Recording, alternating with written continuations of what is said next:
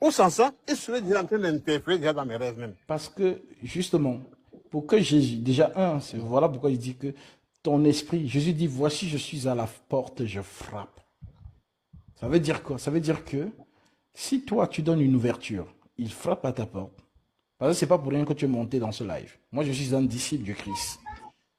Et justement, je te le présente parce qu'il a dit, celui qui croit en moi vivra quand même il serait mort. C'est le pourquoi.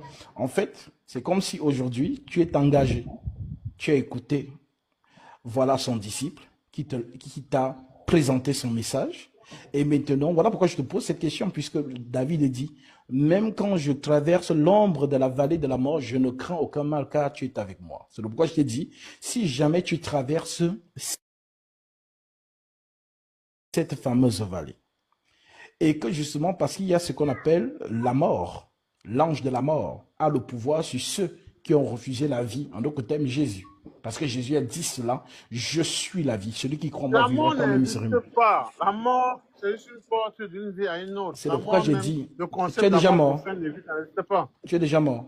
La mort n'existe pas. Tu es déjà mort. La mort, c'est juste une porte d'une vie à une autre. Je le dis. Une porte, comme tu l'as dit, qui passe d'une vie à une autre vie. Est-ce que l'esprit meurt? Non, l'esprit ne meurt pas. L'esprit retourne à son créateur. Voilà. Le propriétaire de... Ce que vient à dire que, comme l'esprit ne meurt pas, l'homme est d'abord esprit, non? Voilà bon pourquoi. L'homme est composé de 3 parties. Le corps, qui est dans la maison. Attends, l'homme est esprit, J'arrive. Le corps, l'âme et l'esprit. L'homme est âme. L'esprit, c'est au créateur. C'est-à-dire, c'est qui donne. Est-ce que l'esprit donne? L'esprit, c'est la double de l'homme. Juste, c'est ce que je dis. En fait, c'est qui donne. Par exemple, ce qui donne l'essence au corps, c'est l'âme. Et ce qui donne l'essence à l'âme, c'est l'esprit. Voilà donc pourquoi l'esprit appartient à Dieu. Voilà pourquoi on dit que toute âme qui pêche, c'est celle qui mourra. On ne dit pas tout esprit, non, on dit toute âme. C'est-à-dire que l'homme, Jésus dit même, à quoi sert à l'homme de vendre son âme?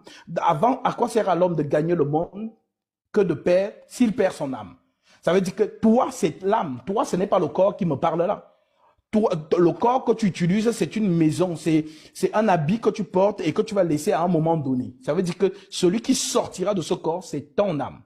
Voilà donc pourquoi l'âme, justement, si elle refuse la vie, elle va dans le séjour des morts. Et si l'âme accepte la vie c'est Jésus-Christ, on dit qu'elle est passée du jugement à la vie, de la mort à la vie. Parce que Jésus est la résurrection. D'où le fait que Jésus dit donc que, voilà, celui qui croit en moi vivra quand même il serait mort.